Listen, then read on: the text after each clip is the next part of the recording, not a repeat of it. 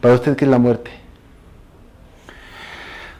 Hoy no, pues es una pregunta un poco complicada porque pues es que hay veces que incluso la muerte puede estar en vida, ¿no? Sí, y la muerte puede estar en vida desde los actos de la no satisfacción, de que algo no está funcionando y entonces uno entra en un estado en el que nada tiene sentido y nada tiene sabor, ¿no? Entonces, yo no sé, podría decir que son como muertes pequeñas en el que tú vas concientizando tus prioridades en cuanto a lo que te satisface y lo que te emociona, lo que te genera interés dentro de la propia vida.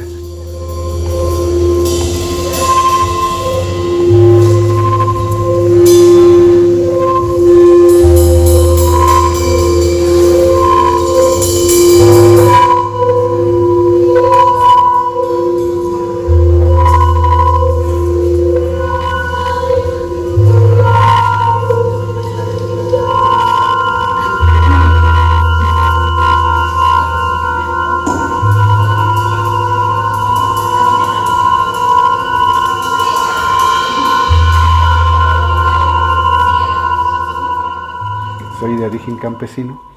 Luego ya pues mi papá evolucionó y como la familia y entonces ya se volvió otra cosa y ya, pues, ya se cambió la estructura. Pero digamos, la esencia de la familia desde que yo nací siempre fue como ese contacto con la naturaleza, aprender a leer las nubes, aprender a leer si hace un poco de frío, si viene un viento de tal manera que va a pasar, o de leer como de los animales, inclusive sus reacciones en que pues va a pasar esto, va a pasar aquello, y a veces la comida que se sale del campo mismo, ¿no? Yo recuerdo mucho que de niños nos íbamos a cazar talayotes, ¿no? Que son unos, no sé si los conozcan, son unas cositas naturales que salen en la época de lluvia, y asados.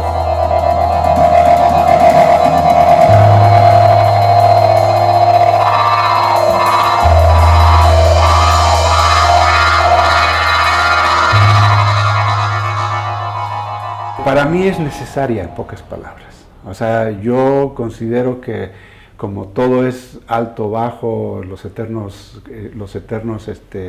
la dualidad eterna y todo, que si no existiera no podemos comparar, no podemos discernir entre qué es bueno y qué es malo, porque pues, tiene que existir el opuesto. Para mí es eso, es un elemento, el demonio es un concepto que te hace discernir entre lo que te da sentido de placer y plenitud en tu vida cotidiana y lo que no, como tú bien dijiste, cuando uno decide ser artista y decide irse por un lado o por otro, iconográfica y visualmente, activa esos intereses por ejemplo, de la no complacencia, del cuadro fácil, de la pintura bonita, de la pintura que no te dice nada, de la pintura que solamente es decorativa. Y en contraposición de la otro tipo de obra, pues, hay muchos, sabemos que hay muchas tendencias y así, que al contrario, se le busca cuestionar e inclusive, como tú dices, preguntarse sobre cosas que no entiendes y que lo superficial de la pintura fácil no te da. Y entonces se activan otras cosas, y esas cosas para mí se activan desde el alma, desde el dentro de la historia ancestral genética de tu propia cultura, estés en donde estés en el mundo. Entonces ese concepto del demonio puede activar justo la reflexión desde el cuestionamiento que genera el deseo de existencia en este mundo, en sentido de para qué vine, cuál es mi función, si es que te lo preguntas, porque muchas personas no se lo preguntan. ¿no? Y ya entonces dices, ay, pues hasta a veces es mejor, viven su vida más tranquila porque no se andan preguntando cosas, ¿no? Así como complicadas. Pero al final de cuentas, desde ese punto de vista, ya para ser concreto, para mí el concepto demonio es necesario para poder tú generar un sentido o un argumento de lo que tú sientes bien. Siempre va a tener esa contraposición y hay que estar siempre con cuidado y hay que vivir la vida, como dicen por ahí, día a día, momento a momento. Digo, ahorita lo digo, ya lo entendí con el tiempo que uno vive y que uno le toca vivir en este tiempo, que ya no está uno chiquito, pero de forma inconsciente, pues yo por lo menos pienso que yo lo activé desde que comencé con temas que no eran tan comunes, ¿no? Como es la locura, como es la demencia, la locura, el sincretismo religioso, la parte prehispánica, pero de los deseos prohibidos y toda esa cuestión, y sobre todo de las mutaciones de la parte oscura y toda esa cuestión, y que al final de cuentas se vuelven principios de reflexión en donde a tus pares les hablas y a los que no te oyen, pues dejas que las palabras fluyan.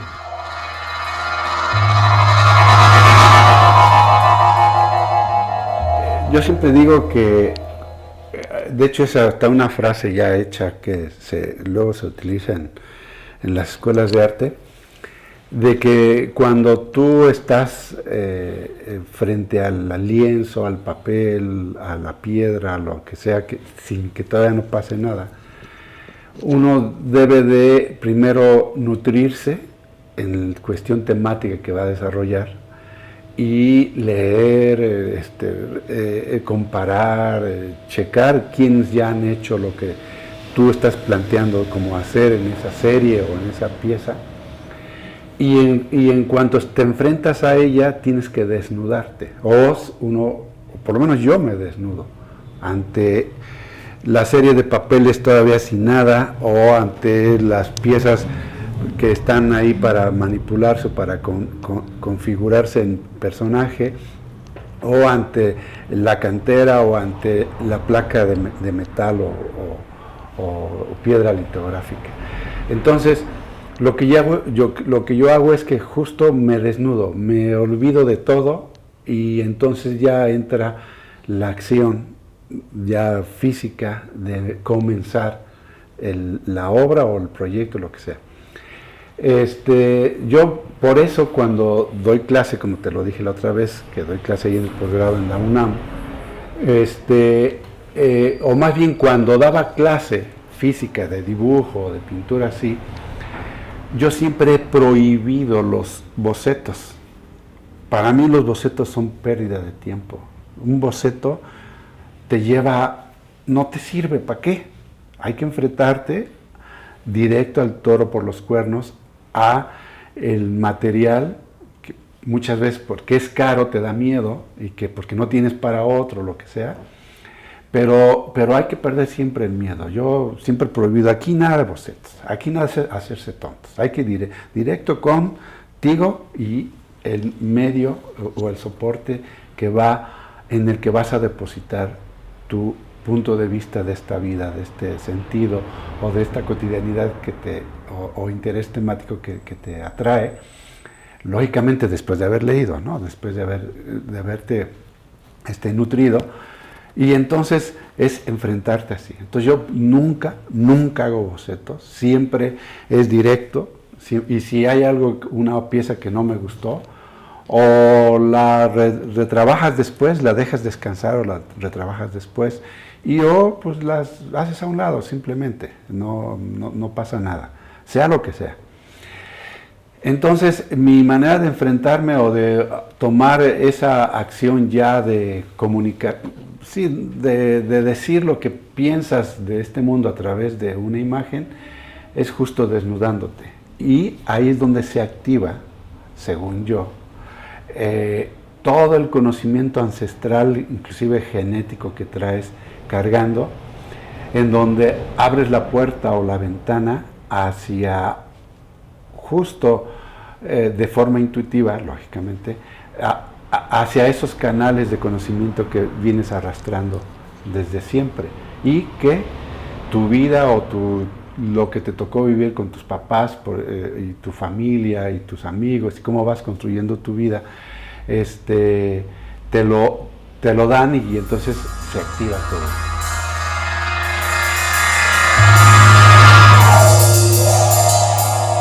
Yo, por ejemplo, a mí tengo una cosa que es, bueno, que a mí mi papá nos enseñó a que las cosas siempre se tienen que hacer con objetivos. Nada de andar perdiendo el tiempo y de divagar. La divagación no te lleva a ningún lado. Bueno, a veces sí, pero no te lleva a ningún lado si no se hace algo concreto. Entonces, yo aprendí eso y por lo tanto mis estructuras de estrategias en la construcción de mis proyectos siempre busco que lleguen y vayan a algún lado, tanto en lo conceptual, temático, como en lo formal y en lo técnico, ¿no?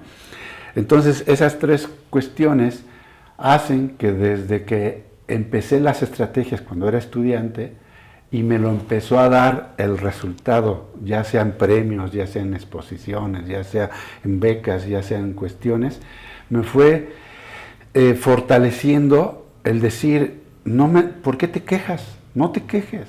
O sea, si no se te da, pues crúzalo. O hazte a un lado y sigue caminando. No te quedes con el que te bloqueó, con el que no te da chance, con el director que no le gustó o tu proyecto. No, eso, voltéalos y sigue.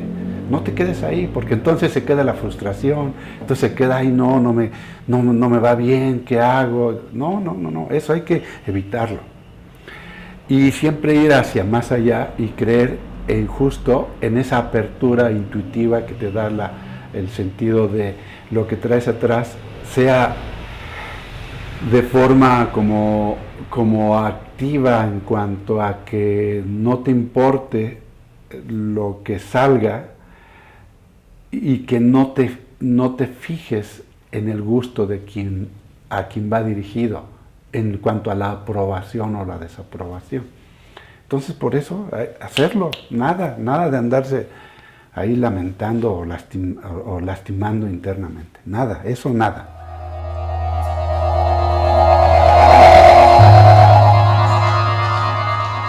Yo creo que de todos mis amigos artistas, o de todos los que conozco, que en general no todos, no nos gusta ir a las inauguraciones, no nos gusta ir a estas cuestiones, pero si tienes una estrategia y un objetivo, tienes que hacerlo, porque así funciona. Y entonces, así funciona porque así funciona, y se dan un montón de cosas en esos encuentros, ¿no? Entonces, y ahí uno decide, si decide ir o no, pero entonces si no decides no ir, no te quejes, ¿no? En ese sentido yo siempre digo, no se quejen, fue su decisión. No digan, ay, no me hacen caso, pues no fuiste o no haces lo que tienes que hacer, ¿no? Son cosas que yo en lo personal creo, y independientemente no tienes que dar concesiones, o sea, tú decides, ¿no? Y tomas lo que te proponen o no, dependiendo de cómo te sientas y todas esas cosas. O sea, lo que quiero decir es que todo es válido según lo que decidas y cómo te sientas. Pero si cometes un error o si tomas una decisión, pues asumir las consecuencias de esa decisión o de ese error o acierto, como se oye.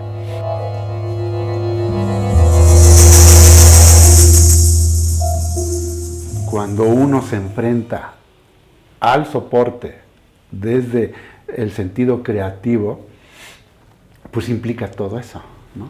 Implica la aceptación de tu estrategia, implica la aceptación de tus virtudes o tus defectos, implica el hecho de que a lo mejor no te sientes preparado, entonces tienes que tomar cursos de dibujo, de pintura, de cuestiones digitales, porque a lo mejor lo necesitas, o de cuestiones de sonido, o cuestiones de lo que sea, ¿no?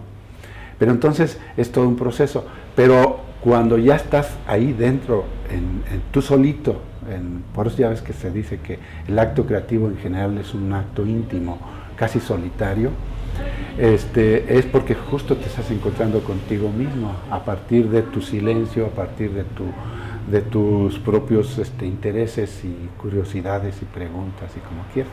Entonces, para mí es eso, ¿no? Ese es mi proceso y en general lo hago. Entonces, no pienso, lo que tengo bien claro es que tengo esa temática, ese objetivo de proyecto, pero ya cuando estoy en el acto de generar los personajes, o tanto tridimensionales como o del espacio o lo que sea, no pienso, nada más soy o me dejo ir y me desnudo ante el propio espejo que pueda ser el resultado visual de la pieza. Y por eso yo siempre digo que muchos de mis personajes son espejos intrapsíquicos, lógicamente generados desde mi punto de vista, pero si hay cuestiones de esencia humana, pues van a tener resonancia en otros que en ese momento están preguntándose lo mismo o están en el mismo canal. Entonces, y es ahí cuando puede haber digamos, concordancia desde la honestidad y no desde lo inducido por el medio artístico en cuanto a qué es moda, o sea, qué puede estar de moda, qué se generó según los curadores importantes o qué es lo que están planteando desde el aspecto de tendencia en el momento, ¿no? Entonces, y uno decide si entra dentro de esos conceptos creados por otros o si se va por la tangente, aunque pueda coincidir con algunos de esos conceptos o no. Pero esas son decisiones de cada quien en cuanto a su propio proceso de comunicar lo que piensas de este mundo y de esta vida a partir de cuestiones visuales o objetos artísticos, lógicamente resignificados hacia la tendencia que a ti te interesa tratar.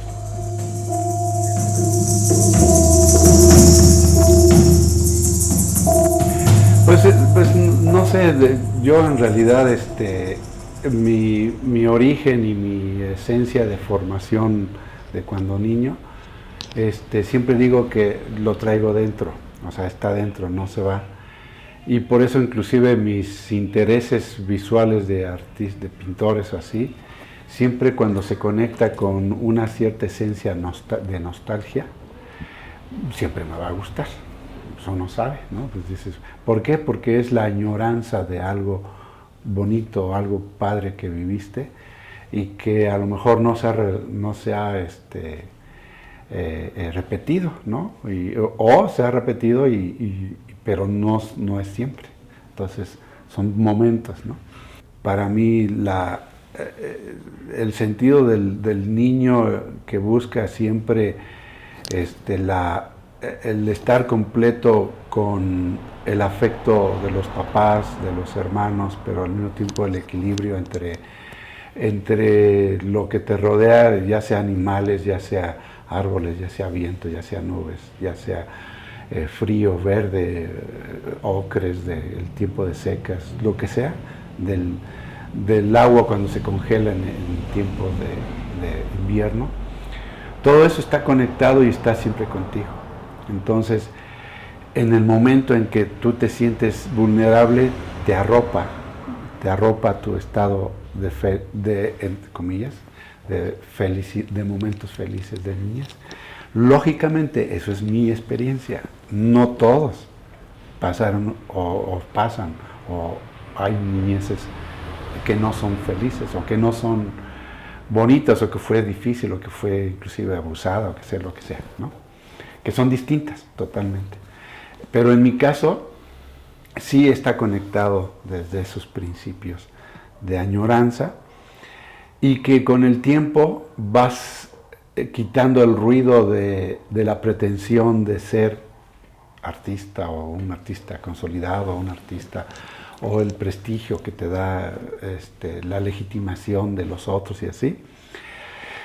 Al final de cuentas, pues uno activa esa parte de la, no sé si llamarle sencillez de campo, en el que aceptas lo que viene por los señales y dejas que la importancia de lo logrado no te ciegue el momento presente.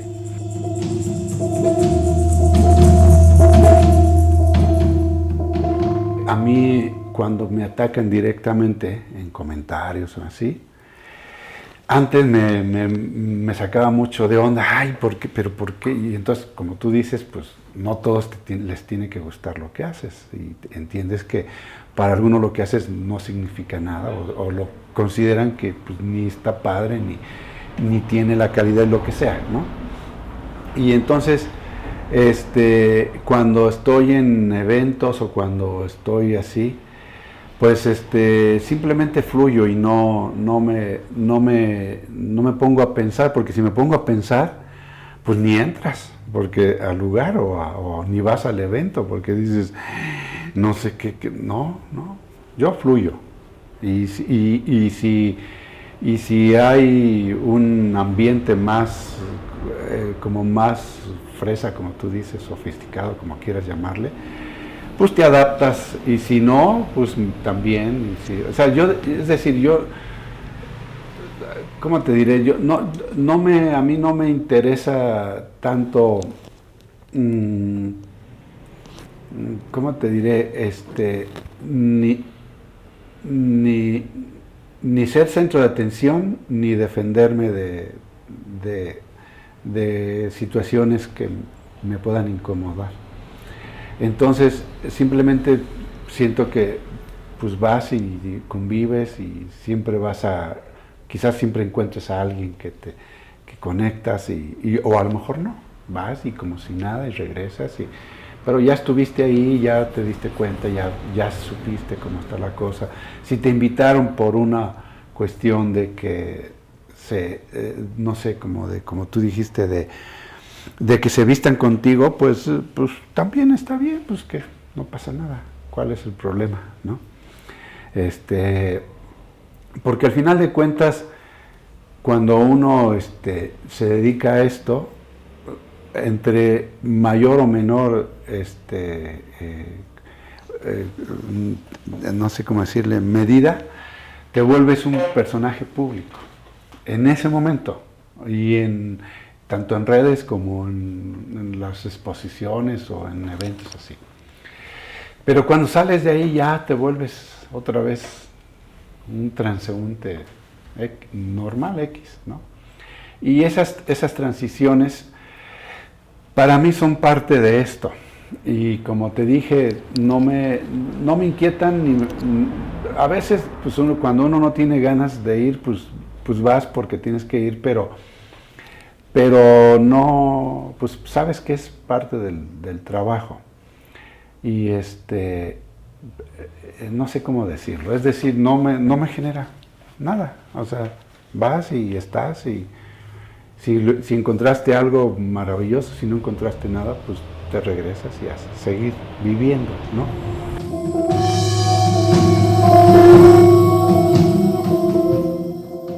¿Los ignora? Sí. O sea, ¿qué? Sí, los ignoro, sí, porque cuando normalmente dicen, son opiniones, y las opiniones pues no se contestan, pues él opina así y no contestas, pues es tu opinión, ¿no?